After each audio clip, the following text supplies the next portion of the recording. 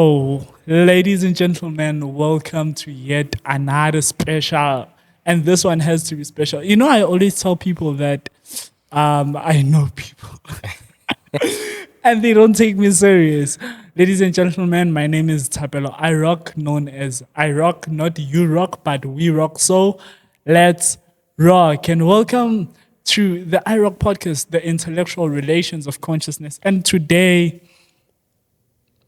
all the way from Kenya, I'm with my brother, Gerance Mutwol. Gerance has been part of Ubunifu Hub, and now he's working with Greenpeace Africa as a plastics campaigner. So, brother, Yeah, welcome, man. thank you so much, man. And for I don't know for the how many times because you've been in South Africa, eh? Yeah. So I can't say even welcome to South Africa. By the way, you are even about to leave. He's actually about to leave. So I caught him just before he was about to leave. After the shoot, gone. Yeah. How's it, man? Good, brother. This feels so real, I could say. Yeah. And thank you for the good work that you're doing. I think I Yeah. should say that the first and foremost, because the last time that we met, this was just an idea. And now Yeah. you're in the 12th episode. So Yeah. congratulations, man. This is a real growth, and yeah, really happy to be here. Thank you so much for having me. Man, thank you, and thank you for. I know, man, your work is just so tiring.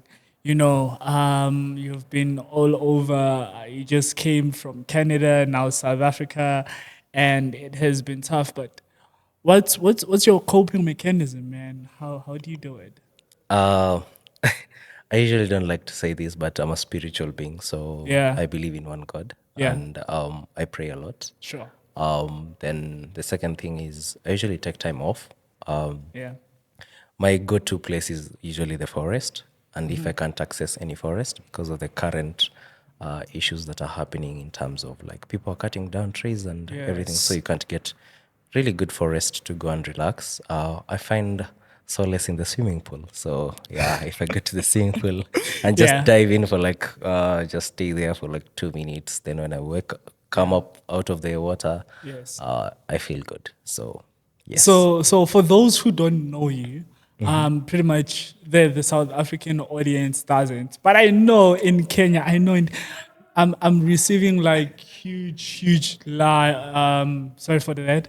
I'm receiving like a huge like turnover support from Kenya. Uh-huh. You know, how are people and how are people receiving like podcasting that side? How because I was just doing a training by the way in Ubunifu Hub. You know, so how are people also like receiving podcasting that side? Podcast is a growing industry in Kenya.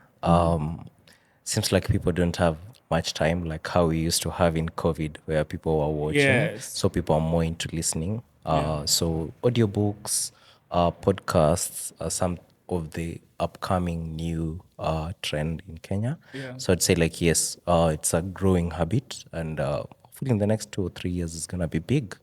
Yes, Sure. so there's a good behavior change when it comes to this. Because, yeah, people really want to read books, but now they don't have time to go and sit and read books. So, Yeah. what if you're washing your utensils? What if you're doing Yeah. like cleaning your house or whatever? You're on the road running, you listen to podcast. Anything like Yeah. you can just find it everywhere. Yes, That's like for me, I can yeah. say like I use podcast as a snoozecast. Like sometimes I fail to sleep, so I Oh usually yeah. listen to those boring stories on Spotify. Then I just knock myself to sleep. Yeah, So yeah. yeah, so basically, it's a new trend in short. So yeah, the question is, who is Gerance? Oh For shit. those who don't know you. Oh, by the way, please I don't hate. swear. Yeah, I don't know. I don't hate is a very strong word. Yeah, I don't like defining myself. I yeah, like other people to define me because sometimes I get to give myself so much credit at some point yeah. or give myself less credit. So in short, Gerance is an environmental scientist Sure. and an activist, scientist by profession, an activist by passion. And Gerance loves good food. Gerance loves to. Yeah. Gerance loves community. Gerance loves anything that nature provides. Yeah. And Gerance loves to show love to other people. And just like he's a talkative person, he's a calm person at some point. Yeah, Gerance is also in the self of the moment of self-discovery. So Yes. I should say, like, yeah, taking one day at a time to learn about myself. There's just one thing I know you've missed, about that. Uh-huh. You've What's that? planted how many trees by now? Oh shit. I even lost count. I even Yeah. lost count, to be honest. Because when I left Nairobi, I just come from Canada, Yeah. and I made sure that I planted some trees. And on Friday, as you've seen, Kenya was hit by floods, Yes. and our able president gave us a holiday to go and plant trees. And I'll talk about that later on in the podcast. Yeah. But Yeah. for now, it's like, yeah, like right now, I've planted a lot of trees. I can't even count right That's now. that's one thing. When you say you're a lover, I'm like, this guy is not actually putting it out there that he is known for also like recreating forests. Like Yeah, I have my own you've forest. planted like an entire forest, Yeah, man. yeah, yeah. And were you awarded or something like that? Sorry? Were you awarded? Not yet, not yet. So far, so good, not yet. Because like I've not put this outside there. This is the first time people know that I have Oh, planted wait, a lot was I of supposed to trees. say that? It's my little thing that I do. Yeah. Apart from the major stuff that I do as Yes. plastics campaigner. Yeah. But it's a little thing that I do in my own free time and Yeah. everything. Yes. So you have a thing that from day one. This is the first thing I was like really impressed by you when we met. Your WhatsApp status every day in the morning. So you see them. What's the four words? It's wake, pray, work, repeat. That is on Monday until Friday, Yeah. depending. Then on Saturday, you just wake, pray, relax, repeat. What's the significance? It's maybe a daily affirmation. It's my mantra. It Yeah. helps me to know that, yeah, this is, it's like how you write your to-do list. So that's how I write my to-do list in my head. And I try to keep other people also accountable. So, because there's a time I stopped posting it for like a month. Yeah. People are getting worried. They're like, Gerance, where are you? Like the things that you post on your status Yes. usually helps us to keep sane. And maybe I was not planning to maybe pray or read my Bible, but you post the Bible verse over there and everything. Yes. So yeah, it helps me to get grounded and know who I am, and also help me to kind of I'm a more of like a structural person. Like Yes. I love things to be in structure. Yeah. Like when I tell you I'm gonna be here by 2, I'll be here by 2, it'll be 1, Yes. depending on how. So Yeah, yeah. I don't like spontaneous. I don't like ambiguity. So yeah, putting that on my status helps me each and every day to keep grounded. And I've seen it for the past 2 years. Uh-huh. But for how long have you been doing that? Since when status update was first. first. Yeah. So when- I can't remember, but I think 2019, over there. I've been doing it for so long. Oh, Yes. and I think that also amplifies or talks more about the type of discipline you carry around. Oh, yeah. And how does that help you in navigating what you want to do with your activism? First, I should say, like, consistency is one of the hardest thing ever. Yeah. And consistency brings forth habit. So once you want to change your habit, first, like, you have to do something over and over again. So Yeah. in my line of work, we know we're in a very bad, like I should say, like climatic crisis. Yeah. It's never an emergency again. It's more of like a crisis. It's something that's happening right now, and we need to act on it. But how can you act on something if you don't create a habit, a positive habit on how to maybe elevate or take away things that are in planet, like for example plastics. Yeah. So how do you continue to push yourself to carry a reusable water bottle every day? It's a habit. You can forget day one, but Yes. once you get used to it, like you continue having it there. So everything, like when you think about leaving that shower open, you're Yeah. like, oh no, it's not a it's not a good habit. You turn Yeah. it off. When you're about to throw away a plastic bottle from your car while driving, you Yes. know, oh no, it's not a good habit. You keep it You and then keep it. find a Yes. dustbin to put there. Yeah. So it's more of like cultivating habit, and that has shown in my life, like constantly Yeah. cultivating consistency, and now then you get a good habit. Then from that habit, you become a good person. As you're saying that, I'm thinking of there's just a cartoon picture I saw during the week, right? And I'm just busy with my research, and so the comic there shows like a light switch, right? And says, "Remember to switch off the lights," Oh right? yeah. And then it says, "Imagine if someone was to turn you on and leave you." Oh shit, that's the worst. So I was just reading, about Kenya and how things have been happening there, and I wanted for us to take it back to you when you were starting. Right. When did you start like being involved? Not only in when it comes to environmental activism, but community activism is large. When did you start to have this zeal of being involved in your community, and why? Interesting. So we're all Africans here, huh? And Yeah. like when you grow up in the village, you're Yeah. not like everyone in the village is your parent, like True. literally everyone. True. So that's where like the community aspect came in. Like you cannot survive as an individual, so you need the Ubuntu, basically where we are. Yes. Yes. I am because we are, Yeah. and yeah, that has been like the standard all through my life. But and we've been supporting, like whenever like someone dies, you go there, help Yeah. preparation and all those stuff. Yeah. If it's a wedding or Yeah. Yeah. anything that comes along the way that needs community, always there. So that's where it starts That's where it actually. started. Like it's just deep in our culture, deep in our roots. Yeah. Then now, how do you use these like innate strength that you have of community to Yeah. make sure that you impact other people who do not know about community, or they know about the community, but now you can influence them to do something positive using that innate strength. Yeah. So yeah, in 2014, got done with not primary, gosh, high school. Yeah. Then now moved to Nairobi fully Yeah. now for my university. So from there, I started building communities.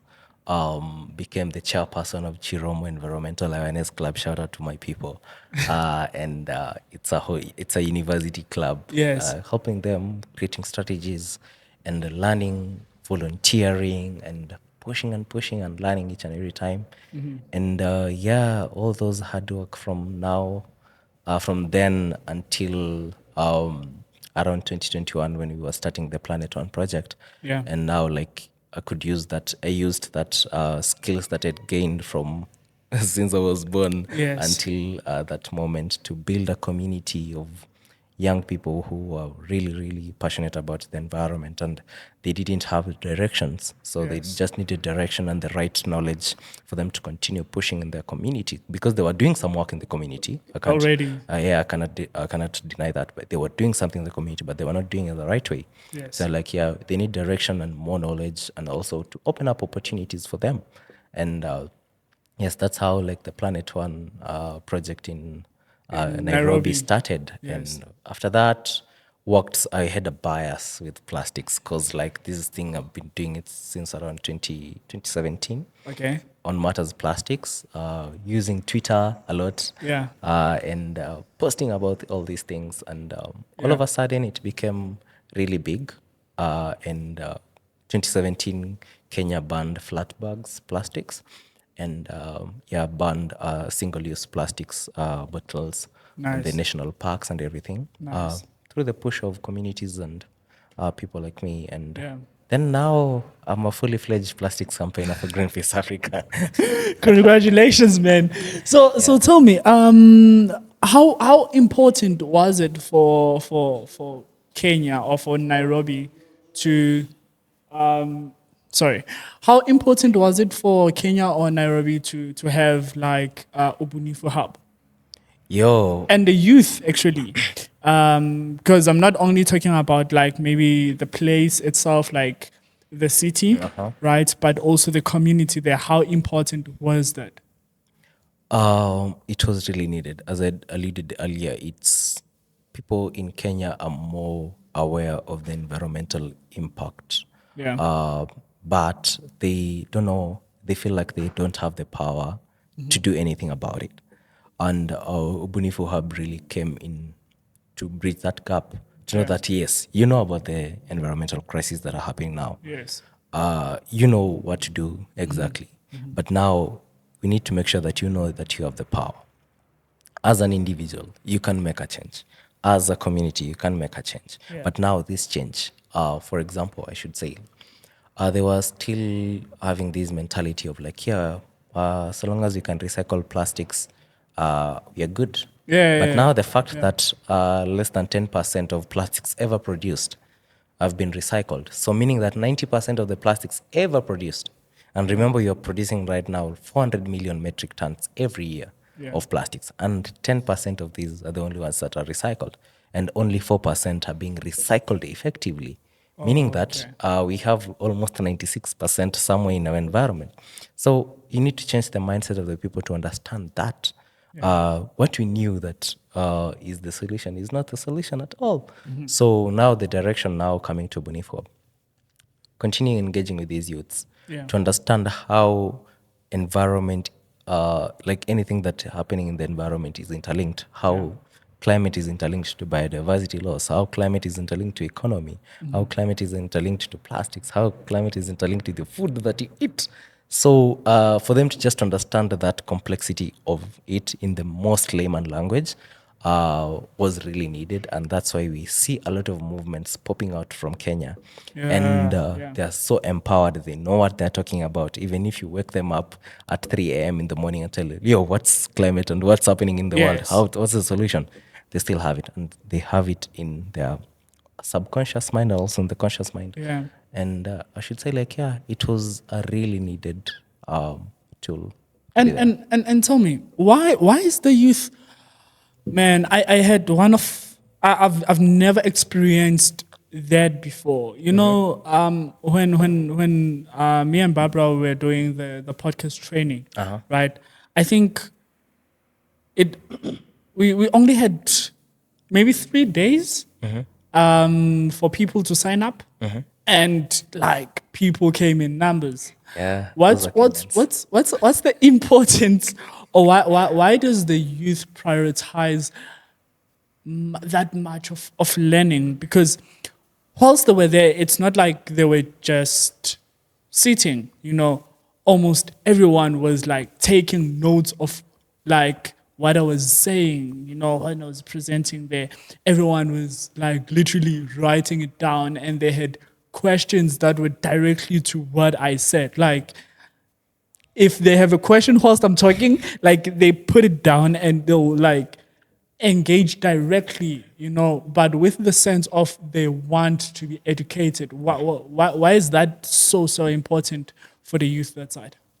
But this, I don't know, I've never got this question before, but I believe it's just like Kenyans are proactive. Yeah. I should say like that. Like Kenyans can take any situation as an opportunity for, like a stepping stone for them to go up in a certain note. Yeah. And I feel like it's the age of discovery of the youths in Kenya. So Sure. everyone is trying everything. They're trying to find purpose most of the time. Yes. And because now we have a lot of educated young people, but now the employment rate are kind of plummeting. So like Kenyans see everything as opportunity. Like everyone sees these, oh, can I try this one? Then they try it, or maybe like it doesn't fit as long Yeah. as they have passion to it. Because even if it's in business, Yeah. like you have a lot of small businesses that have been started by Kenyans. Yes. If you think about politics, we have a lot of young people nowadays vying for seats, like political seats, even if it's the member of county assembly, which is the least part of the seat according to the hierarchy. Yeah. They're still there. They're pushing. So I should say, just give like credits to Kenyans. They're just proactive in nature. And tell me, man, now because we are having Planet One project coming to an end in December, what does that mean to you directly? Being that you've been there, you've been with the youth, and you know how much is the youth dedicated into learning and what this space has done directly for like Nairobi and Kenya. What's your take on it? First, I'm not really worried. Yeah. Let me say that. Yeah. I really want it to continue, but even if it stops, I'm not really worried because of the exit strategy that Planet One had. Okay. The first, like people were scattered everywhere. Like we found youths like in the same river, restoring the same river, but they're doing stuff in silos. But Yes. now we're working on getting a movement to make sure that these youths, the little resources that they have, they can put it together as like if CBO, that's the community-based organization one, Yes. has like this amount of money Yeah. or this amount of expertise, and CBO2 in the same conservation area Yeah. has a certain amount of money or a certain expertise. So building a movement would merge this capital, Yeah. whether it's human capital or information capital or even the resources capital, making sure that they can work as individuals. It's like we are not, I don't know how should I put this, but as Planet One, we are just empowering them and giving, literally, we're not giving them fish, but you're telling them how to How to fish. fish, yes. So it's so sustainable in such a way that at the end of it all, even if Planet One shuts down today, Yes. they still have the knowledge. They know how to fish. They can go look for the funds. They know how to continue to restore the river, and they know Yes. how to tap into opportunities. So, although I don't want Planet One to even like stop, this is just like for me, it's very personal, and also Yes. imagine for the past few years, Yeah. these guys have done this amazing work. Now imagine giving them a chance to do it for a decade or more. Like the world's gonna be a better place, definitely, and this is gonna be from ground up. Yeah. Yes. For some of the youth that come into this space, I always say this, especially when we are having like open dialogues and free chats. Yeah, that this you can see through facial expression without people actually putting it into word that Planet One is really a safe haven, man. Yeah, it it is it it is a 100%. really safe haven for the youth, and from people who are in South Africa, from people who are in Kenya, visit Ubuntu Hub, visit Ubunifu Hub. If you are in Cameroon, visit Mboa Hub. Guys, Planet One is the actual planet. Yeah, It's a planet on its own. But now you leave Planet One to be a plastics campaigner. Why was that so important? I think when I started this podcast, I think I said this. If I didn't say this, like I I like growth. Yes. I prefer growth, and also I like to empower other people. Yeah. So I think it was time for me Yeah. to, because we had already created a foundation. Yes. The building was already stable, so anyone else can just move in and continue to do the maintenance here and there. So I should say, like, yeah, it was just a moment. It was just a moment for me to move, Yeah. and I felt like I need to chase something more bigger Yes. and to also challenge myself, to put myself on the pedestal and say, like, yeah, stone me, guys, in terms of more work, more experience, and definitely and I said this before, like from 2017 until now, I've just been doing plastics. So Yeah. it was just the destiny at this point. And maybe 2 or 3 years from now, I'll come back and sit here and tell you, like, yo, I'm someone else. But now it's still, yeah, it was just like a moment of growth. Yeah. I should put it as simple as that. It was just a moment of growth, and I took the opportunity to do that. And I'm passionate about it too. And with that being said, why plastics? What's the story behind Africa and plastics? What's making it a very crucial thing that you need to be all over the world, and building campaigns about plastics? I mean, when I look into Kenya, there are two things that come into mind, about campaigns, which is mainly the food security. I think in this podcast, I've been saying this campaign from day one that, Yeah. and I still find it, I find it delusional that like the government like banned like the trading of indigenous seeds. Yeah. That's one campaign in Kenya that I always look at it and I'm like, I sometimes we have some privileges here in South Africa that we don't understand, but why plastics in Africa? But let me first, what do you call it? Tell you something. Yeah. Let me bring you back to light. You guys don't even have like rights over here. Wow. Wow. Because you guys even don't have indigenous seeds. Whoa. Yeah, that's the fact. Yeah. Companies like Monsanto Bayer has taken the food system here in South Africa over. Go read about it. Story for another day. Um, on plastics, oh Yeah. gosh, plastics has been a menace. As much as it's a very silent intruder, Yeah. many people are now like more observant to see how plastics is affecting them. Yeah. Plastics to the environment, plastics to our health, plastics to the climate, Yes. plastics to our food. It's something that is like of new discovery, of people understanding. Yeah. So there's this research that was done, I think it was in around 2020, 2021. And it showed like how plastics is now one of the main reason why tropical diseases like chikungunya virus and malaria are becoming more prevalent in the coastal area and parts of the like forested area. And this is because like now the plastics are the ones that are creating like breeding grounds for these mosquitoes, and now that's a health problem. Kenya has the one of the biggest dump sites ever in Africa. It's called Dandora dump site, and close to around 60%, have to confirm the statistics well, but close to 60% of the products that are in that Dandora dump site are plastics. And you find a lot of communities there who are going to scavenge, burning these plastics. There's a hospital close to the Dandora dam site called Mama Lucy. A greater percentage of the people who go there have respiratory problems. And where do these people come from?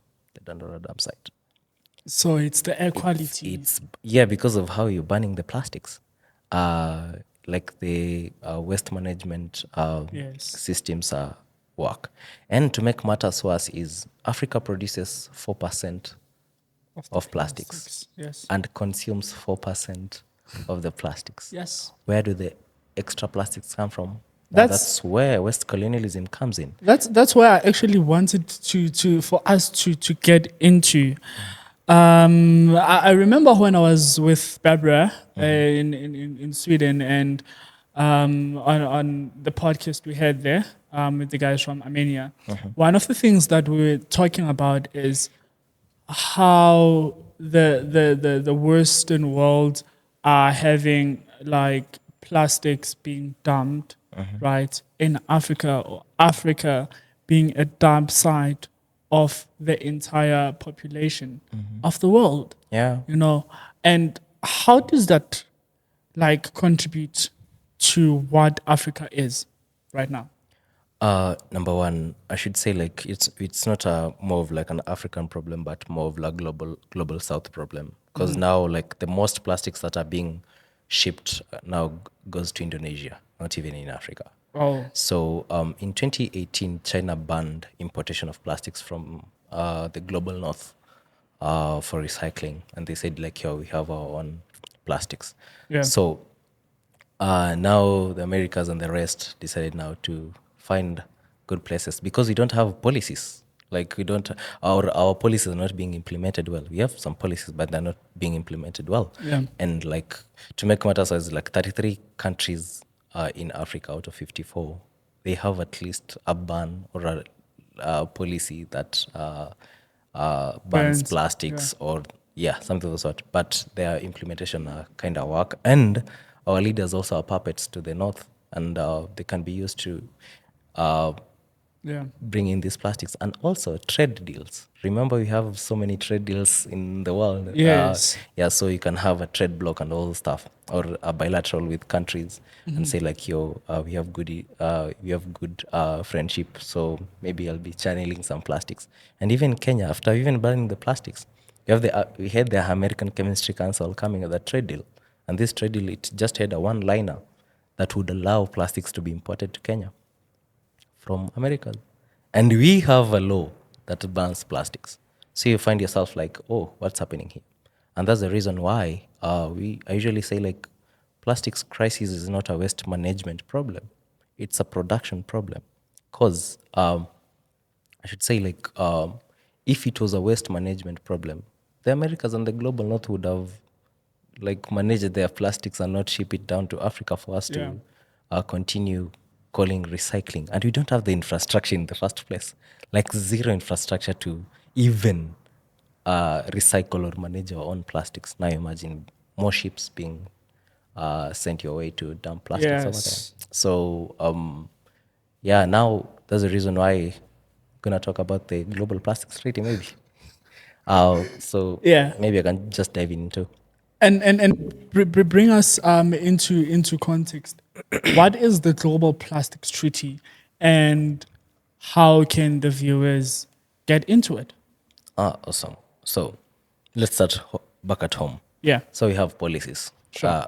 Maybe South Africa has banned plastics, but Lesotho, which is inside South Africa, or Zimbabwe, Which is or like in the north. in the north, Yeah. or any other country on SADC, Yeah. the SADC region, Yes. or ECOWAS, or there's so many like those trade blocks, you know them. Okay. Yes. So now the trade blocks, like for example, like Kenya has banned plastics. Uganda has not banned plastics, but you have a free trade deal between the countries. So meaning that plastics can move from one country to another. To another, Now we yes. need a law that will encompass even Uganda, not to even like trade plastics with Kenya. You get it? Now that's how it comes to the international law. So the Global Plastics Treaty is generally an international law that will curb plastics. Yeah. It can be plastics pollution, it can be plastics production, it can be plastics movement, anything about plastics life cycle, and make sure that we stop the trade of detrimental plastics and Yeah. chemicals of concern, Yeah. and polymers polymers are just like the smallest fraction of plastic. Of Not plastics. really, not smallest fraction of plastics, but the raw materials of plastics. Yeah. The smallest plastics are called microplastics. Yeah, so basically, this is just an international law that will make sure that it's a legally binding. So any country that ratifies this law will adhere to it, whether you have an international law or not, or a national law or not. So once you have an international law, then you're gonna take that international law and make it to be your National law. national law, and now implement it at a national level. As simple as that. So how does this work? Is this for countries who are only like within the UN framework? Oh, okay. And it's a UN process. It's a UN Anyone process. who's at the UN, all the 170, I don't know, 177 countries or something, Yeah. yeah, must adhere to that law. Okay. And how can now people who are viewing this get into it? Right now we're in the negotiation processes. So Yes. negotiation is like each and every country brings their own. So we had our first Yeah. draft, Yeah. which is a text of the law, which was discussed in from Nairobi in November last year. Yeah. And this year it was in Canada, the fourth session. Yeah. Now we'll be moving to the fifth session, which is supposed to be the last one. But the progress on the global plastics treaty is not really good because they said the mandate. I'm trying to break this into a very simple word. So maybe I should start here from here.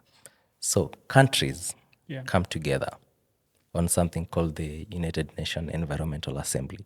Yes. Like all countries come together and point out the most detrimental environmental issues or impactful environmental issues happening right now. Then they discuss it as resolutions.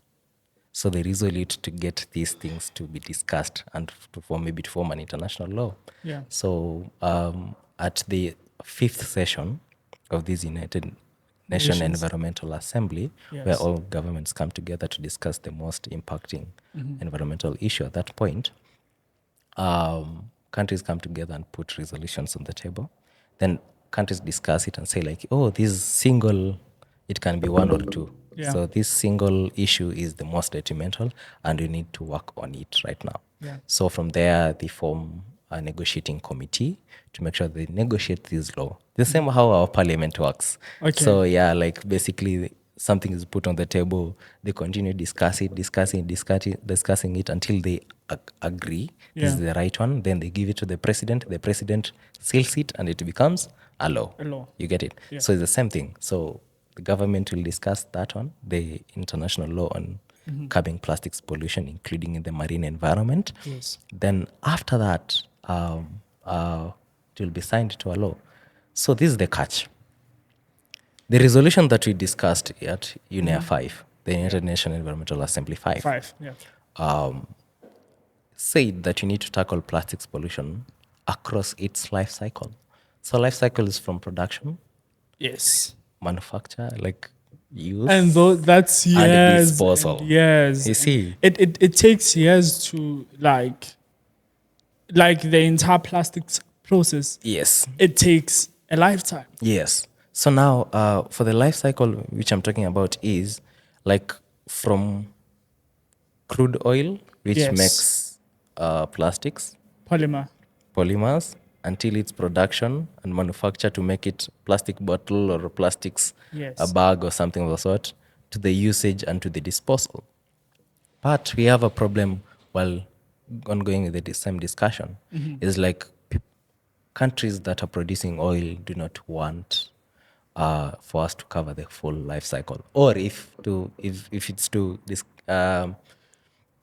it's to discuss about the full life cycle, they want us to start from maybe Yeah. manufacture or disposal. But not from the not actual- from the actual raw material. Yeah. And that's the problem, and that's why like if you go on Greenpeace website, Yes. just go look for the Global Plastics Treaty and sign that petition.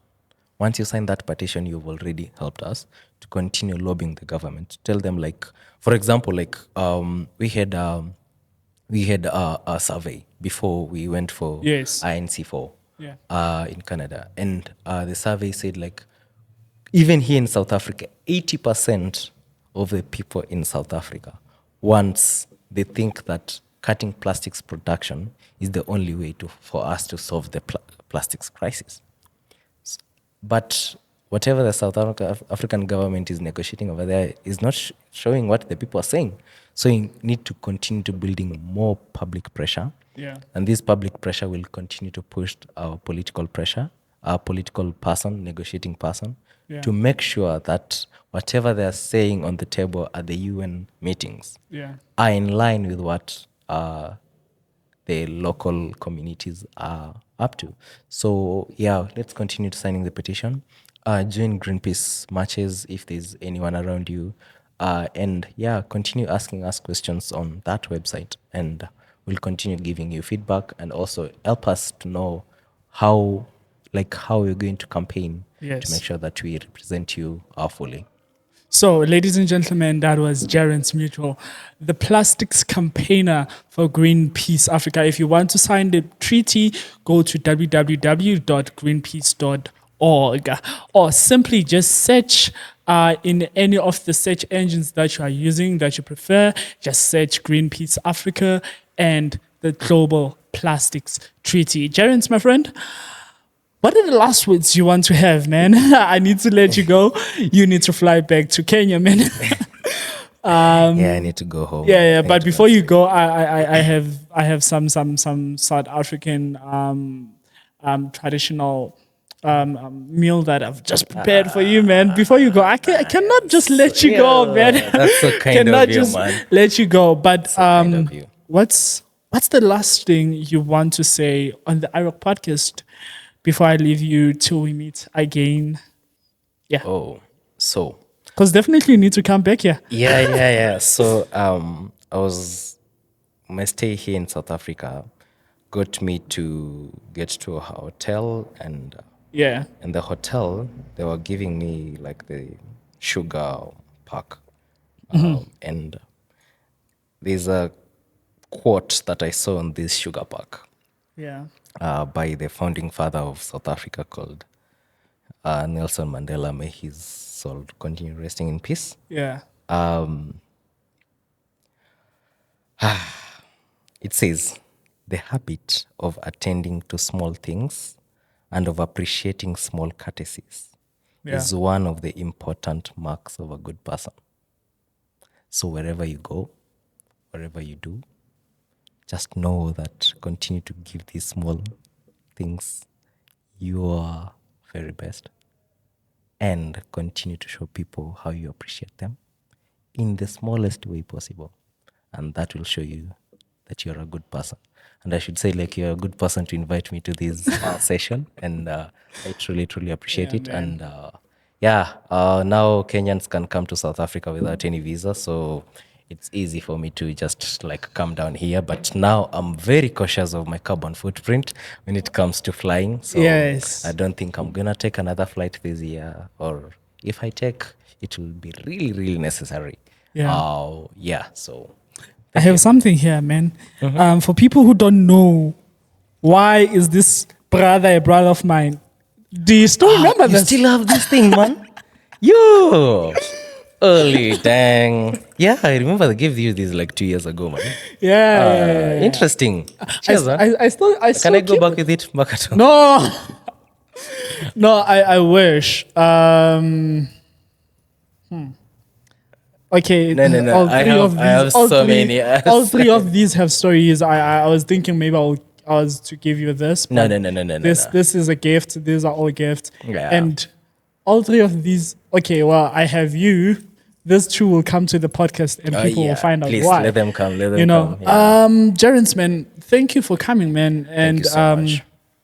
I really wish and hope that from my lips to God's ears, you just have a safe trip back home. And much appreciated, and sending love from me to you and to the entire rest of Kenya. I told you guys Yeah. that I just have a thing with the people from Kenya, and yeah, asante sana. Thank you so much. Asante Thank pia. you. Siyabong. Siyabonga. Thank you. And